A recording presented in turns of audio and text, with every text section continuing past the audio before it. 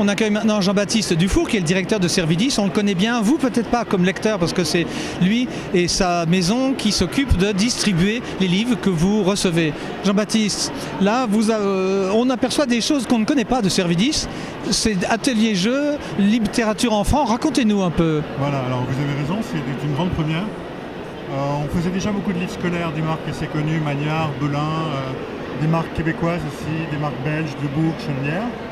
Et on s'est aperçu qu'il y avait une vraie demande auprès des enseignants d'avoir des jeux éducatifs. L'apprentissage par le jeu est très en vogue en Suisse.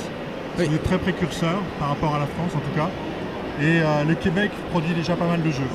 Donc voilà, on a décidé de faire ce grand espace jeu avec l'aide de Palexpo. On invite les classes, on leur montre les jeux. On a une déléguée pédagogique qui s'occupe de ça. Et c'est la nouveauté 2017.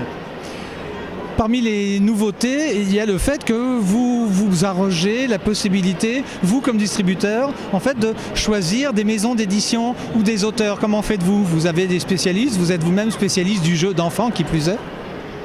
Alors, j'ai débuté le jeu d'enfant il y a 1 an. Ah oui, quand vous étiez enfant peut-être, non? Je ne sais pas si je suis spécialiste. En tout cas, on va le devenir petit à petit. Et le salon, c'est un bon moyen pour tester aussi le marché. Alors par exemple, là, vous êtes devant des choses où il y a des fusées, des choses... Voilà. Alors là, c'est des jeux qu'on avait déjà auparavant, parce que c'est des jeux quand même très grand public. Donc voilà, effectivement, c'est des constructions de fusées, c'est des jeux de construction. Après, il y a des jeux beaucoup plus techniques, on va dire. La représentation dans l'espace, des jeux de logique, des jeux de création de phrases, et les cannes à pêche avec ce genre de choses. Des jeux de développement durable, avec autour d'une ruche. Oui. Vous livrez les abeilles avec ou non? Non, parce que je suis allergique. Très bien.